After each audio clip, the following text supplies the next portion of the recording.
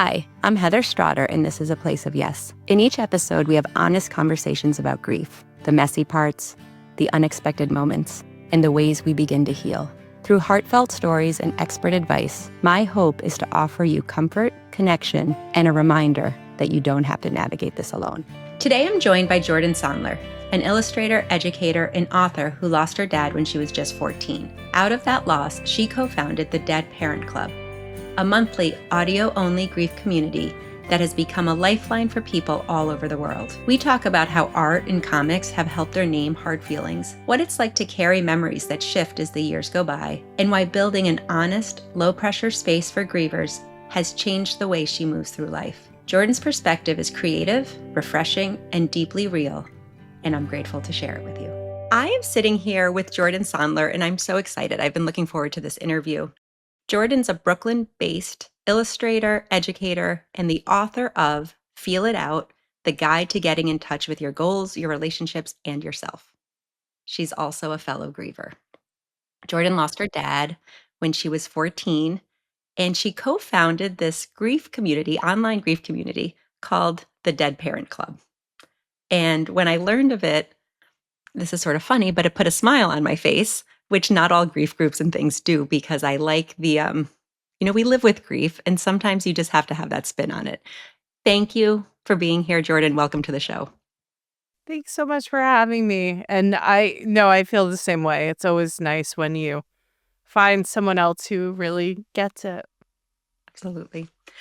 We start the show late this season. We've been starting with this idea of like starting a little lighter because, we're going to go into all the things. And so I'm going to ask a question. It has stumped people. So I'm going to give an example of an answer. Okay. But it's an easy question, really. What is something that you have said yes to recently? Oh, gosh. And it's sort of funny, right? It stumps you because it should be easy. And then as I was thinking, I was like, oh, let me give an example. And then I stumped myself. But I will share that I said yes to this is kind of like, so I have always wanted to write. And I've like blogged and I've written letters to my son and I've done all Substack and all these things. And finally I said yes to committing to myself to doing it. And in making time to write every day, I'm very proud to say that in the last month I've had 2 articles about grief written in Newsweek and in Business Insider. And just yesterday I submitted to the Washington Post. So I kind of said yes to myself as a writer. That's amazing. Oh, my God. So that's kind of a That's a bigger yes. great one. It also Yeah. I was torn between saying, like, yes to a friend for lunch, so there's also Uh-huh. that. Right. And recent's kind of subjective, right? Like we Yeah, can it can interpret be how we want however to. you want it to be. I was single for about 8 years, and it's been 11 months that I said yes to my boyfriend, and we moved in Oh, together, wow. and it's been very accelerated, but really great. And he has actually lost his parents. So it's the first time I've been with someone who understands and deals with their own grief. And it has touched everything in my life. Like being in a relationship with someone who also holds a lot of space for their grief. And that is completely new to me. So That's pretty great. It's yeah. so it's magical is the wrong word, but, like, I mean, when you can share your grief with someone who Yeah. understands it and it's the person that's so important to you, there is something really special about that.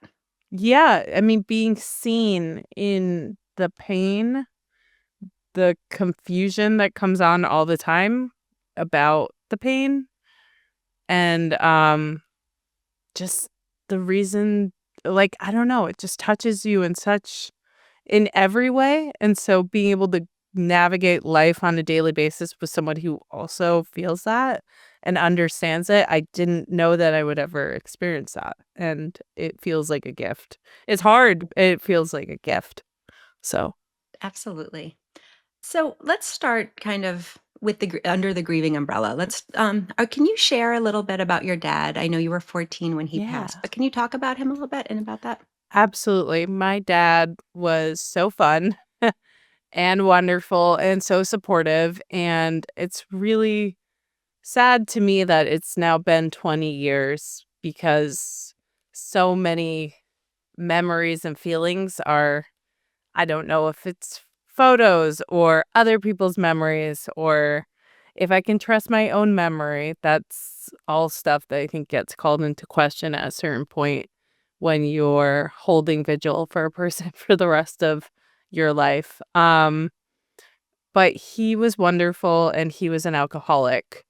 And so he was complicated and wonderful. And when he was alive, it was very tumultuous, but so much fun. And I felt so understood by him, even just at that young age, so supported. And I went on to become an artist, a career artist, and it was something that I was obsessed with in childhood, and he couldn't have been more excited by it. Um, and I was a couple months shy of 15 when I lost him.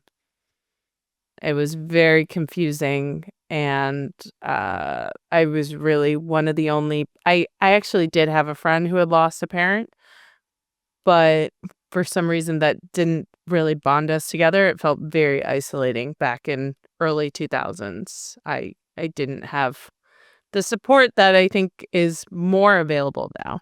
It's interesting because I do think there's a couple of things there, right? Like one is the age and that 14, 15, those are difficult years. I always Yeah. say sort of under the best of circumstances. Like you can have Yes. everything going supposedly good in your life, but they're hard years. And then you throw something in and it just can feel impossible.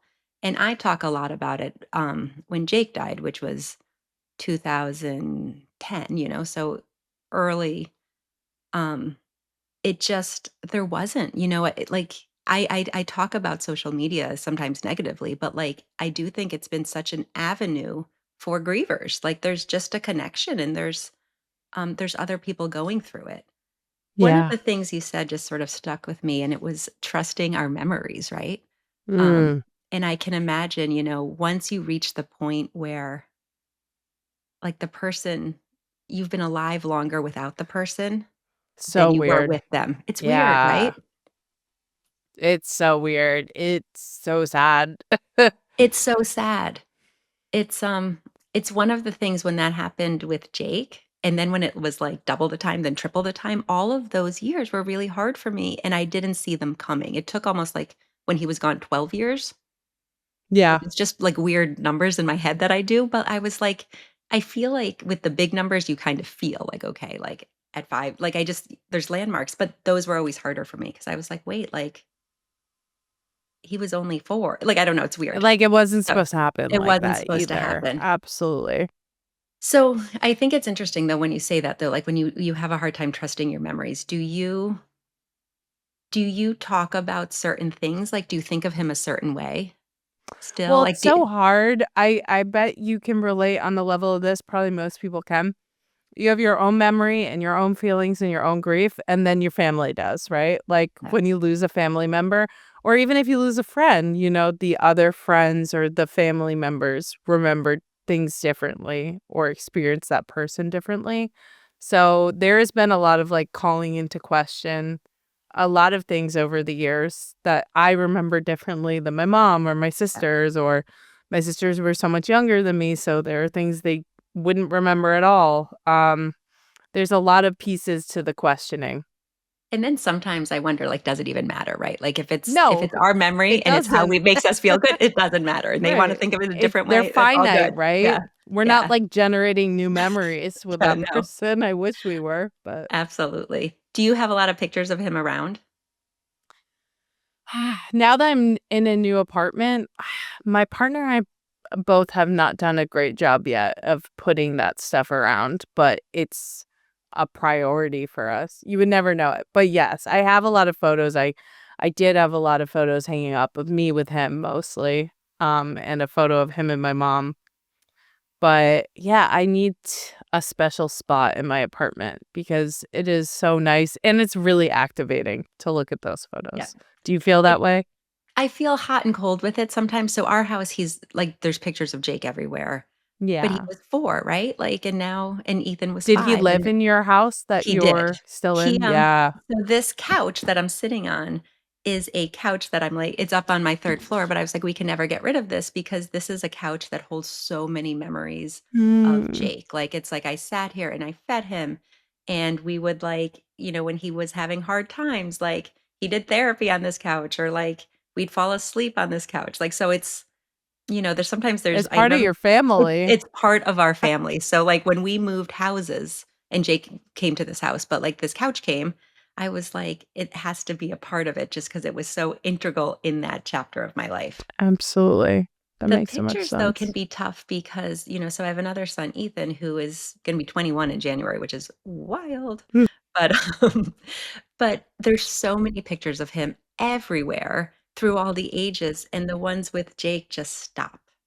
And Mm. that sometimes is hard for me, So it's like I Yeah, look at them and I remember and I like, but the more time that passes, sometimes it just seems, I don't know. So I have a love-hate with it. You would never know because he's everywhere, but sometimes it just makes me sad. Sometimes it makes me happy. absolutely. Well, I have to say, not having like any of them up, I think it is less painful, but there's joy that comes from seeing them too. Yeah. It's a double-edged sword. It absolutely. I totally agree with that. You mentioned that your dad was such a big supporter of your artwork and that and that was kind of one of my questions, like, have you always wanted to be an illustrator and an artist? And how incredible that you've made a Yes. career of it. It's so Oh, awesome. thank you. Thank you. Yeah, it's been quite a road. When I was a kid, my parents put us in everything. I think basketball, tennis, gymnastics, dance, All of it. Yeah. just try everything on. I'm one of three, so I think they want to find ways to get us all out of the house as well. Um, Absolutely. and the only thing that stuck for me that I actually enjoyed was creating art. Um, I started at 5 or 7 going to this art studio in my town and after school, and I went until I went to college, taking painting classes. I loved it. Once I graduated from, I think probably at like 14, there stopped being classes that I could take unless I was taking it with the elderly women in my town, Oh, which was wow. Okay. fine. Yeah, So I they're did fun. that. I didn't have a lot of peers my age, but that's how you know it was very important to me. Absolutely. So I kept going. um so yeah, I was obsessed. It was like speaking another language for me. It just came on so naturally. And then in schools, it was the same for me. I felt so safe in the art room. I don't know why. I think because I lost my dad when I was in high school, some of my teachers would just let me go work on art, during social studies or chemistry. Very weird, That's awesome. but Yeah, right. great. Yeah. Yeah. I mean, to me at the time, I'm like, great. That's awesome. Yeah. And I loved my art teacher who I still have a relationship with, the Oh, one in high really? school. That's awesome. Yeah, and she told me about, I mean, I don't even know that she told me very much about illustration, but she said, "I think you should go to school for illustration." And I said, "Okay." And so I did. And it wasn't until I was in my major, like my sophomore year of college, that I started to understand what illustration even was. Um, but it was the right path somehow. Awesome. That's also a Yeah. little, like, testament to, like, the power of a good teacher, right? Like, Oh, I really I think she's one of the sole reasons why I stayed alive, at that during age. that time. Yeah. Yeah, So, absolutely. you had mentioned, and I don't remember if it was when we were talking or if it was, like, in the survey, but, like, kind of how art has been, like, kind of healing for you. And I Yeah. think this kind of is the perfect segue. Like, how has it does it still like, is it entwined with your father? Or is it separate? Oh, Or is it yeah. yeah. Yeah, I started making comics maybe 7 years ago, and I think the first comic I ever made was about my dad being an alcoholic. Okay. I don't know why I started so Boom. heavy, Yeah. It was but I building. did. Yeah, and a lot of my comics ever since have been about my relationship to grief, whether I'm getting into details about him or just my relationship to being a griever. And in that way, I feel really connected to him, and it can feel really activating to work on those pieces. I realized actually how activating this past like Father's Day season I worked on for the Washington Post and for Option B. both worked on Father's Day related comics at the same time. Wow. It Wow. was too hard to do I was both at gonna the say same time. It was bad. that's a lot. Yeah. So And yeah, I was just gonna say I don't think I knew how much it took out of me or takes out of me until I was doing both at the same time. I was like, this is a recipe for disaster. it's interesting because it's that whole thing about grief, right? Like, people think that there is, you go through it and you're done, or I that wish. right? Like, but there It'd can be be times great. that, like, and I still don't see it coming. You know what I mean? So you Oh probably like, "Oh, yeah. I can do this. I've done something else for Father's Day, or I'm doing this one." But then you never know the thing that is gonna, like, leave you No. almost feeling like sucker punched, right? Like, you feel like the Yeah. wind is There are taken out of you. landmines that you Yeah. step on. Yeah.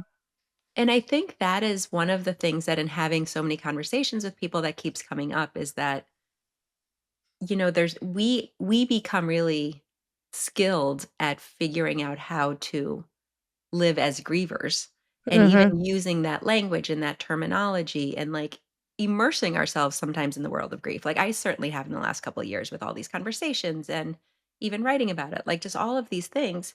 And I Totally. find it really helpful. But then it also there's a tipping point where I'm like, wait, I just recorded like 3 episodes back to back. Like I need to like chill or like do something, Yeah. right? Like sometimes it can just be a lot. I wanted to ask you, and you sort of answered it a little bit, like when you talked about the first comic that you did ended up being really about a, kind of heavy part about your father and your relationship. But do you remember, was there something, and maybe that was it, but or even something earlier where you were like, being an illustrator, being an artist is is helping me discover who I am on my grief journey? Like, I mean, like, did you always know they were Yeah. connected? Or did it Totally. When I was in college, I started making personal work. Uh, I've lived in a fat body for most of my life, and I've felt very weird for all of my life. And I started making work about the 2 things, when I had that permission in college. Growing up, like, drawing in this after-school program and also drawing at school, we were working technically. We were drawing our reflection in a Christmas ornament. It was never very conceptual, which I think is very appropriate at Yep, the time. That yep. made sense. Um, when I entered college and then I was pushed to draw from my experience and my thoughts, I started to, I think, accept myself while I was making this work and be like, "Oh, I can name these uncomfortable feelings. I can start kind of processing it through my art," and then the validation that comes from that, from people seeing that and being like, "Oh my god, I feel the same way," is very encouraging. Eh, it's encouraging to know that, like, other people connect, but then it's also, like, validating, like, "Oh, that wasn't, like, too weird of a thought to have." Like, someone else has that thought. Okay, Yeah. okay. So, I feel like ever since college, I've been realizing that I can connect to myself and other people emotionally through what I create, and I've still just been kinda stumbling my way around that for, I don't know, the past, I guess, when did I go to college? So, I don't know, for, like, 18 years, I've been doing that. I feel like so Um, much of that is life though, right? Like, it's like you yeah. find something and it, like, works for you, and even when you do it really, really well and are making a career out of it, you're still sort of, or at least maybe Yeah. I'm just validating myself. Yeah, I feel we're like all I'm sort of just, stumbling like, along and figuring it yeah, out all the figuring it out time. as we go along. And I imagine this, like, 'cause I like I said earlier, I kind of was stalking some of your, like, Instagrams and your I work, and I appreciate really, it. um there's gotta be something really, I don't know if rewarding's the word, but, like, I know that feeling that you're talking about that people must say to you, like, you put these out there and they're so personal, but there were a few and I was like, "Oh, she nailed it, like, she got it." Like, Oh, thank there's you. so many things I think that as grievers or people who are stuck in this journey where even when you know you're not alone, you feel alone. And I think that's what makes it so hard. God, yeah, it's like by design. I don't know why it always feels that way. I think I have so much more clarity as an adult, especially starting the Dead Parent Club with my friend Bridget years ago. And now we have this community of people who've been coming for the past 5 years. We have new people coming all the time, but we have so many of the same feelings and so many of the same thoughts. And it's like, whoa, we're all going through it. It feels really bad. It feels very personal and very isolating, except for when you hear other people say like the thoughts that are racing through your mind. And you're like, wait, why do we have to do this alone? Yeah. Like it's all the feelings are there, all of these same feelings. They're all within us, right? And it's like Yeah. it's I do think that in so many ways this is so great that the world is moving in this place. So you referenced the Dead Parent Club that you started with your friend Bridget. What made you guys do this? Like what was the inspiration? Yeah. So Bridget Bador, a very talented, I'd say, community leader and photographer and artist in general, started to host a chapter of the Dinner Party, which is a grief group that was specifically for people who lost parents out of her home. And I attended one or two of the sessions. This was, I don't know, like 7 or 8 years ago. And ever since I met her, I don't know, we both love to talk about and make art about our dead dads. And so I had, that incubating in that friendship. And I had another friend at the time who also had a dead dad. We all lost our dads young. I would always talk to both of these friends about the other one.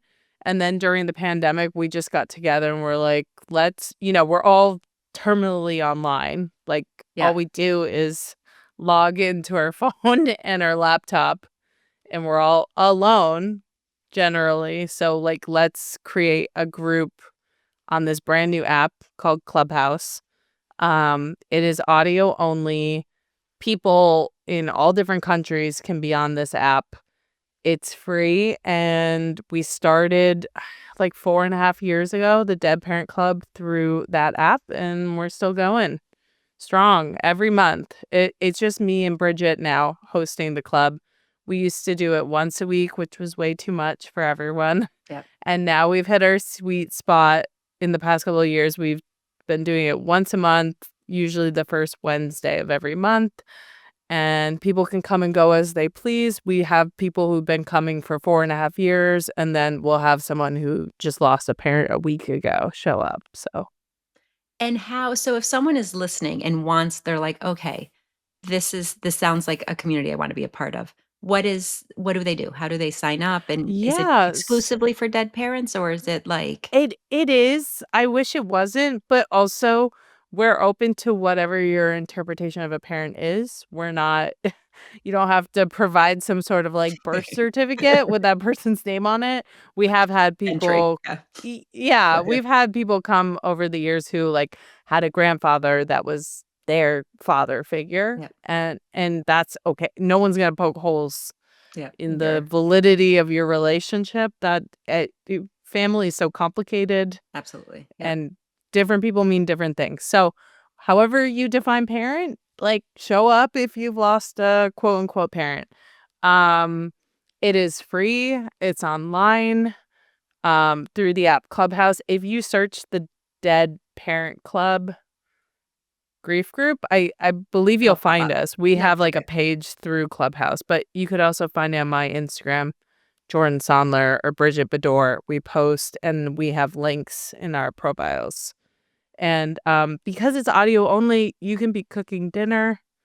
You never have to say anything. We've had people come who are on mute the whole time. And you can show up once a year if you want to, or you can try it and say, this was not for me. We will not take offense. I think that is you had said something about like you didn't know like being part of a grief group would change the game in the kind of way it did. Can you talk Yeah. more about that? Because I think so many people, and we talked about this, how it can be so isolating and alone and how you feel better around other people, but still Yeah. making that step of like joining a group or being a part of a group can feel hard. Totally. Yeah, I mean, my only experience with that was being on, like, a fad diet for most of my young adult life and being forced into those, like, diet meetings. I was like, "I never wanna Don't congregate as a group ever again." ever again. Okay. Yeah, this is depressing. This is sad. This feels messed up. That was Like my it takeaway from that from any group, experience. yeah. Yeah. So it really colored everything for me. I also tried adult children of alcoholics, and I that could have just been the session. It could have just been me. It wasn't the right fit. So then when we started this group, I think it helps that it feels so loose and it feels like friends coming together, even though we are all strangers. I haven't met 99% of the people. I think we're just the only one I really know. I haven't met most of these people, even the ones who've been coming for years, but it just feels so healing. It's remarkable because we've all lost parents in different ways on different timelines, have different relationships to the deceased or to our living parents, but there's so much commonality, whether someone's parent died by suicide or terminal cancer or someone's lost both parents. Um, I think there are people who've gone on to find more niche grief groups, like people who have lost both parents. Um, I'm sure there are people who've lost parents to addiction who want to meet up with other folks in that sense. But I love the breadth of this group. There's so much commonality, like I said, even though we all have really different experience with It's how so we lost people. it's so interesting, I think, what you said, because I sort of am similar to you. Like I've always been like anti-group things for some of Mm. those same kind of reasons, right? Like when you sometimes you people would get like I'd be a teenager and it's like, "Oh, you because you do this or you like Clicky, this, go right? do this." And I'd always be Yeah. like, I don't it never felt like who I was, right? Like I was never I don't know, I never belonged to one group. Um, Yes. so then I was like, why would I put myself in Identify a with group, that. you know? But I Yeah. do think there's something so comforting, and I love you said something, like, about it's audio only, you can be I mean, you can be in your, like, nastiest sweatpants, or you can be cooking Yeah. dinner, or you can be like, you can be doing anything, We and you don't know can what you look like. participate. Yes, like, Yeah. it's just and if you wanna be mute and just listen, and because that's what works, but maybe you listen I imagine there's people who will listen, and then all of a sudden, one day, they're like, "Wait, I wanna chime in." How do you manage the conversation? So that's, like now my brain's going, like, how does that Totally. work? Well, to your point, yeah, we'll also have members who are, like, in the ceramic studio or doing something where they can't talk, but they'll they'll Just just listen. be there as a ghost, for the whole session, and that's really cool. Um, no one's pushing them. We had someone who came for, I think, 2 years and never said anything, and that's Really cool. good. That's totally fine. It's flattering to know you're getting something from the Yeah, because you keep coming conversation. back, it's gotta be working, right? Yeah. Exactly. Um, how do we steer the conversation? It's very loose. We start off by introducing ourselves, just by name usually. Sometimes talking about our age, and then we mention the person we've lost, what age we were or what age they were, and then if you're comfortable sharing how they passed. Um, and then we kind of just pass the mic down the list. Once we've done that, we ask people, what's been top of your mind this month? And it's always different. Sometimes people will mention in their introductions that they're celebrating an anniversary of someone's death or a birthday, or we might be coming upon holidays and there will be like something we want to call out. Like, did you want to share about that if they said they just had a really tough experience celebrating something? But yeah, we kind of just see where people's heads are at because there's always something different going on. And I imagine some just kind of take off on their own, right? Because someone will say Yeah, something and then it's like, which also makes it so nice too, because it's not, I don't want to say not structured, but it's not like it rehearsed isn't. or it's just Yeah. sort of you get from it what you need and you put out what you need. And one of the things I find so comforting, the more I talk about grief and the more immersed I get into it and like the different people I talk to, is that, and you kind of reference this with your art and with your comics, like it can feel so hard to say something because you feel like I'm such a weirdo. Yeah. I'm the only one thinking this. But then there's always someone that's like, "Oh my god, that same thing happened to me," or "I think the same thing." And that I imagine that kind of community has a lot of that feeling. Even if someone's Oh, not yeah. responding, it's that sort of like, "Oh wait, that thought has been in my head and they just said it out loud." Yes, and I think the biggest common thread, whether someone lost someone, like, a month or 2 ago or 20 years ago, is the whole, like, "Oh, you're not over it yet?" Like, "Oh, we've moved on. The conversation has moved on. Our lives have moved on." But then people who've lost other people, like, for the most part, no, that's not how It's it not how it works. works. And so I think that ends up being the basis of conversation a lot of times. I also feel like, you kind of raise something, like, I feel like there could be entire sessions of that, of Mhm. this podcast, of all of it, of just the, like, the things people say, right? Yeah. Like, it can be just wild. I mean, we didn't have our memories erased, like, Yeah. No, you it's don't have, wild. like, your life rewritten, so yeah, that you're, like, constantly holding memorial for that person, and it's nice to be around other people who People who understand under that. Yeah, and, like, I don't know, we talk about a whole lot of things, but I think it's helped take the pressure off of what I expect from people in my life who haven't experienced that type of loss. The older I get, the more people are touched by it because I mean, you're lucky if you outlive your parents, right? I Yeah. mean, it feels really messed up and Yeah. scary, like, even just thinking about that with my mom, I'm like, "Oh, don't go there," but yeah, sooner or later people deal with this with someone in their life but until they do, a lot of times people just don't understand. It's so true, right? Like, and I've had that exact feeling, right? So like I live with the loss of my son and I've lost other people, but grandparents or just a different kind of thing. My husband has lost both of his parents in the last couple of years. Um and it has really, and I have both of my parents still. And it's a weird place because like you said, right? Like, I don't know, like it's knock on wood, it's not tomorrow, but like this is like it's life, right? Like this is what happens. And That's it's yeah, we all expire. It's we really all do messed it. up. It's really messed up and there's people you love so much and it's just such a hard I think some people are just like, "Oh, get over it. It happens to all of us." But then when you're living it, that's not it. Like this is No. you love so big and you have people who take up such space in your life. Like it's hard to imagine life without them. Um Yeah, our worlds revolve around the others people in it. Yeah. So this I kind of I hope I can phrase this question right because it's something I have been thinking about from another conversation I had with someone, and I think it's this.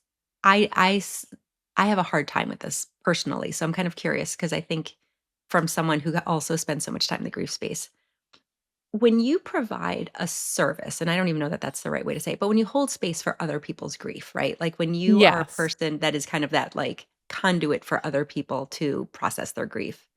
How do you balance that with your own life, your own healing, your own ability to do that?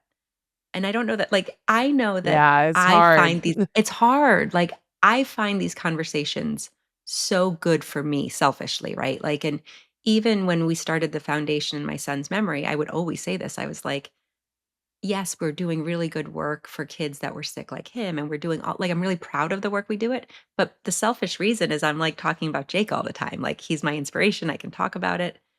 So I feel though that sometimes I become this person for other people, and it's no Right. longer about my loss and my feelings, it's about helping others through it. So I just wonder if you Yes. feel that way, and if you do, how 'Cause do you we're the navigate it? cruise director. That's what it feels like. Yes, that is a Come along perfect on like, this I'm like, journey with me. "You direct it, you go this way." No, it's Yeah, very true. So I how do you work through that's that? so real. That's such a good question. I think that I've realized over time I don't get out of the Dead Parent Club grief group what attendees get out of it.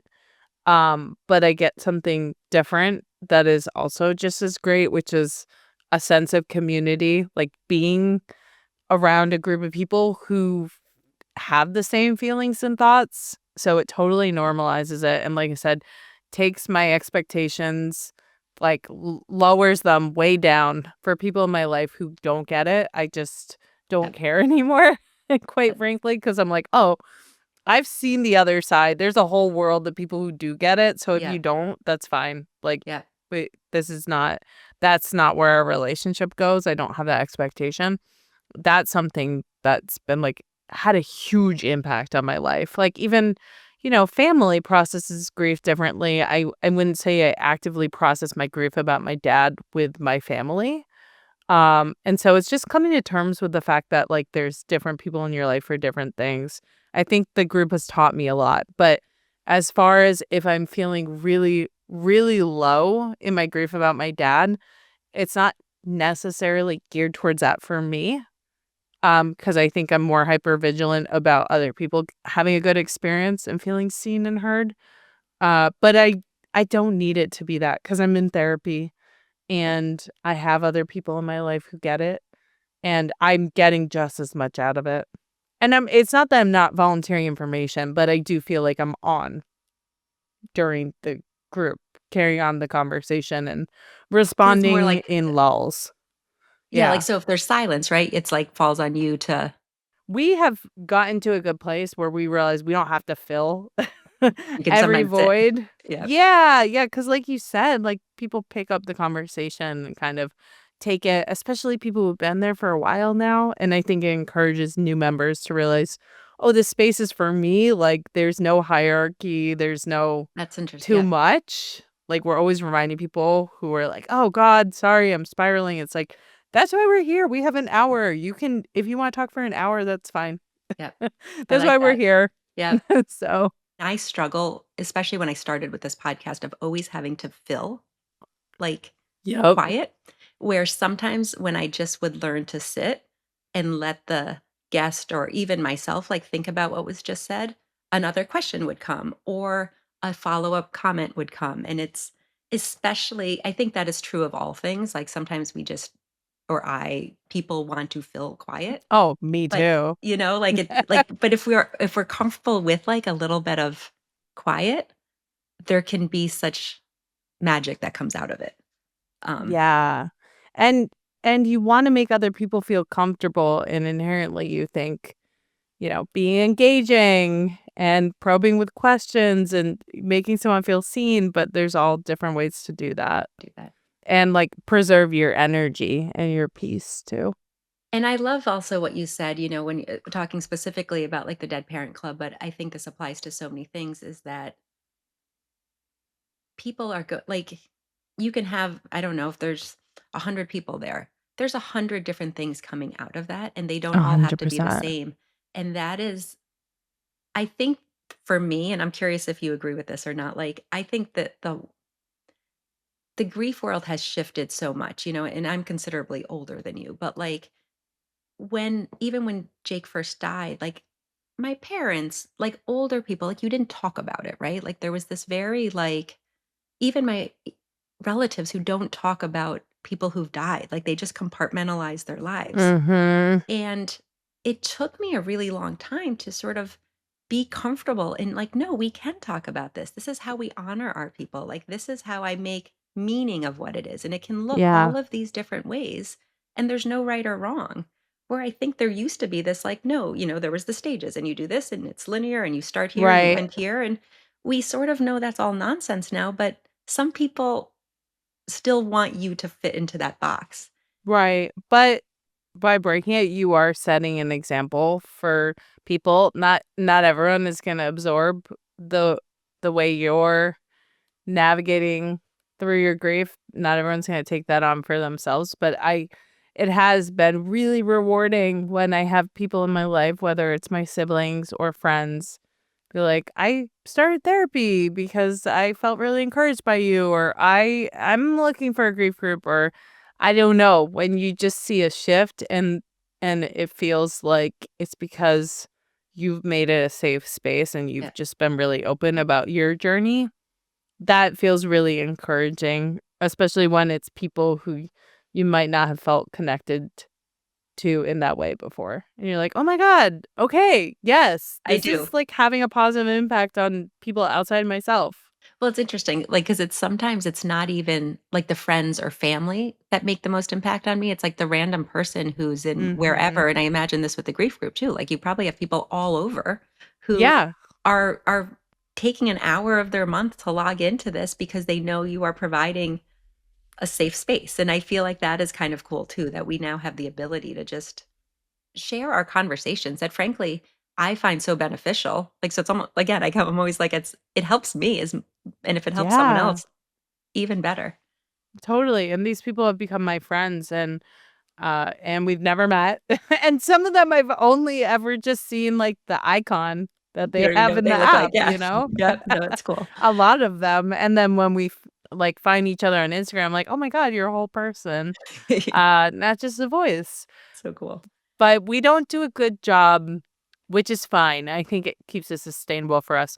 We don't do a great job of recruiting new members or really publicizing the group at this point because neither, no one's getting paid. Yeah. So it's got to be something, it's emotionally taxing and it takes up time. Yeah. So it's got to be manageable. And I think this is the most manageable version for us where it's like, if you know, you know. Definitely refer people. If you follow Yeah. us on Instagram, you'll see we remember to post sometimes about it. Um, so sometimes it's a six-person group, but that's awesome. That's great too, right? Because it's 6 Yeah, people who have made time to be there and who wanna be there. totally. So I wanna circle back a little bit because I talk about this with a lot of people, and some people really, like, connect with it and some don't.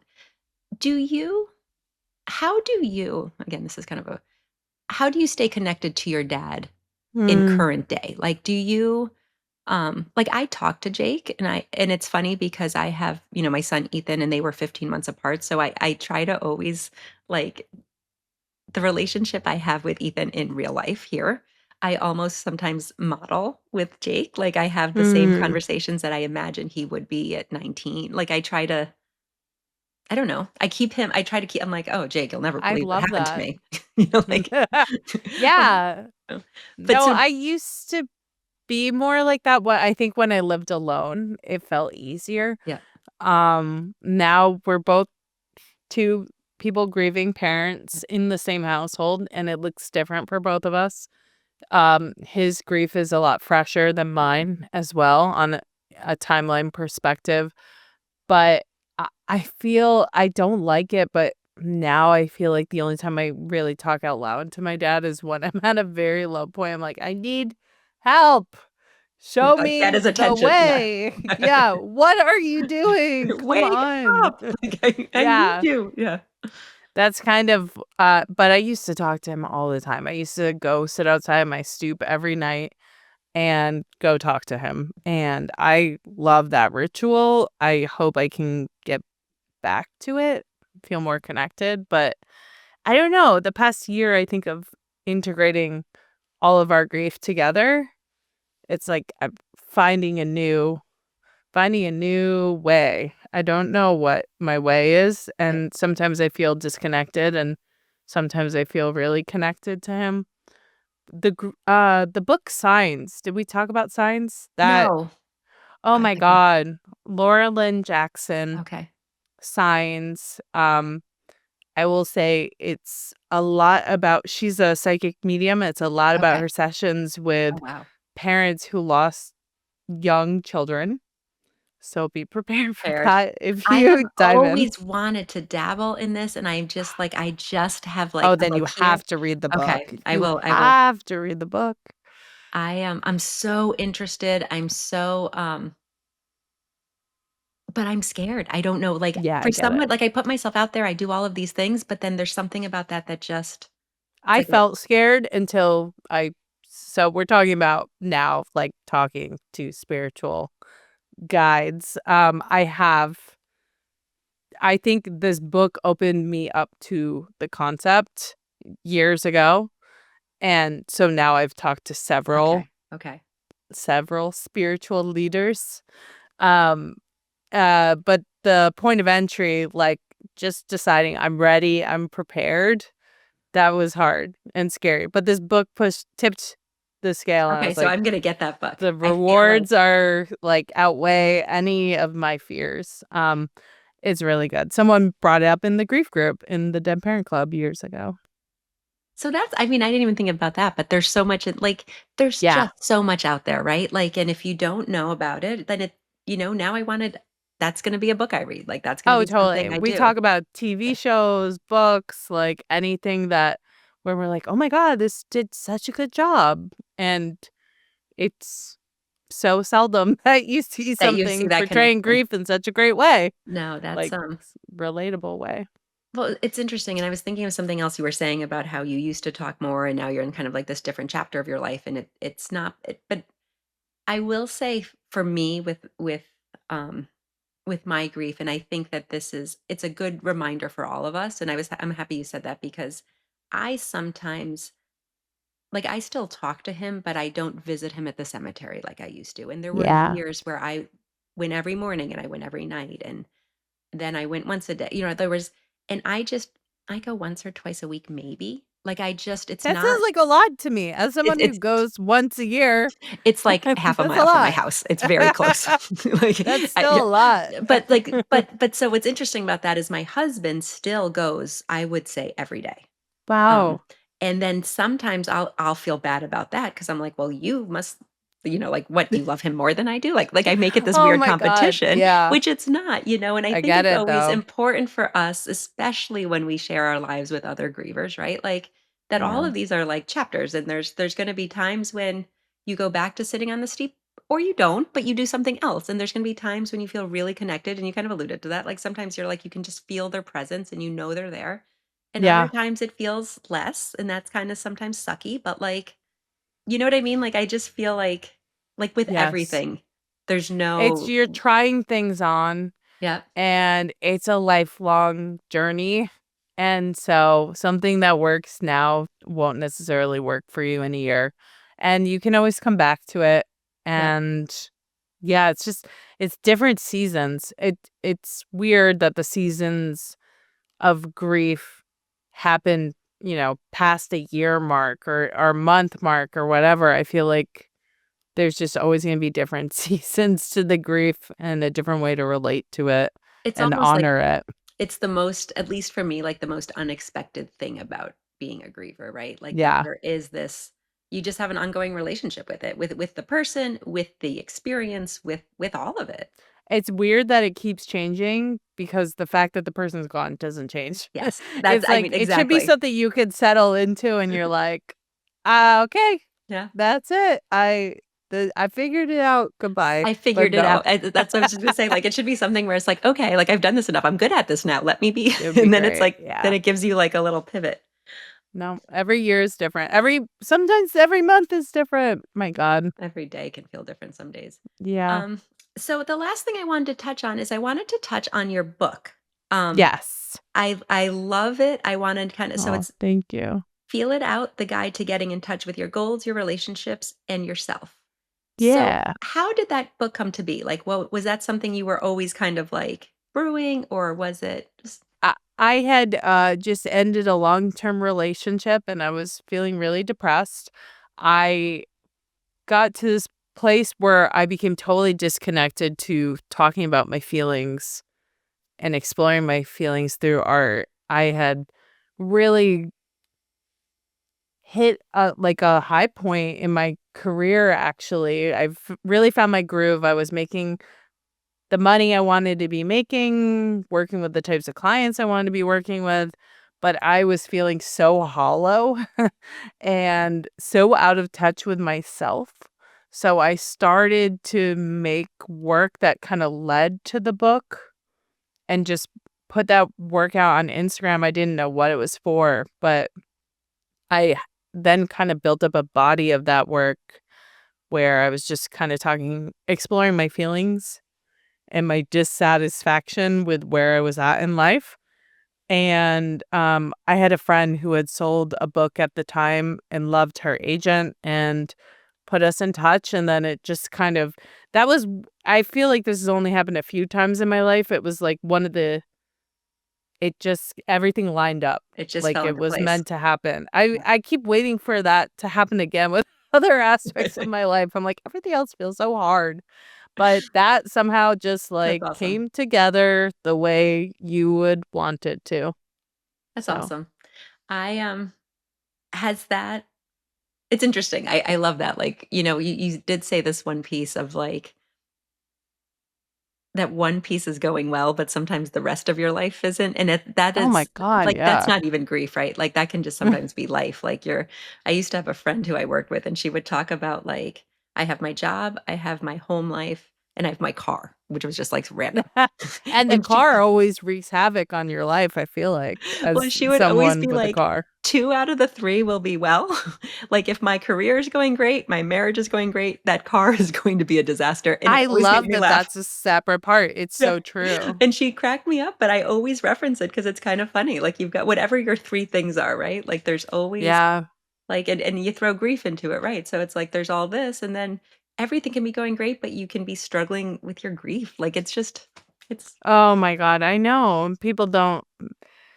I think you have to like preserve your peace too sometimes and shield others from that just to get through the day. But it doesn't mean that it's not happening, like so activated inside of you and so no. all consuming.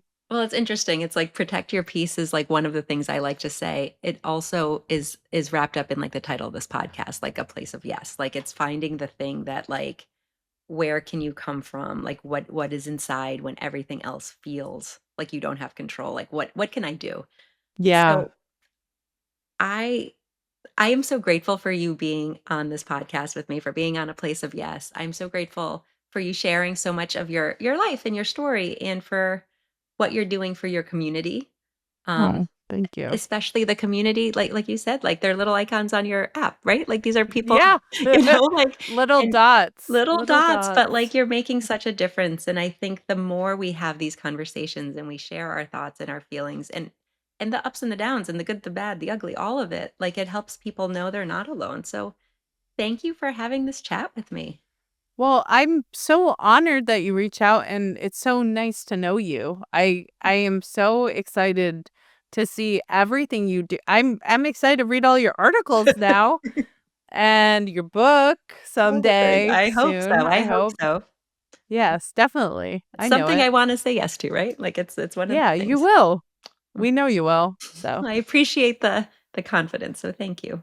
yeah. Thank you so Can much, you share Heather. your Instagram and everything one more time just so everyone's got Yeah, it and we'll I'm put it in the show Jordan notes? Sondler. I'm just Jordan Sondler. It's like Sandler, but with an O instead of Oh, an A. perfect. Yeah. So thank you so much, Jordan. I appreciate this. Thank you. Truly.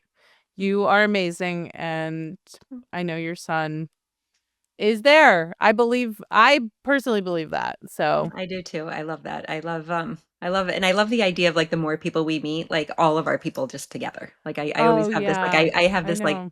I don't know, funny little I visions know. of it. Well, you got to read that book I know. because Now it's I'm so gonna like much about that.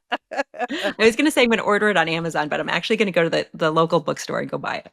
Yeah. That's Better plan. brilliant. Yeah. And also, I don't know if you're an audiobook person, but Laura Lynn reads it and I Ooh, I like love that. hearing her. I mean, it's all about her sessions and it's all about how you don't need a psychic medium to connect with the other side, Okay. but cuz every session she has, she's like, "Do you remember when you saw this or do you remember this or that?" And they'll be like, "Yeah." And she's like, "That was a sign. They're saying So they've been cool. trying to reach you." So it's so much about Oh my that, god, I but have it's chills. really Okay. great.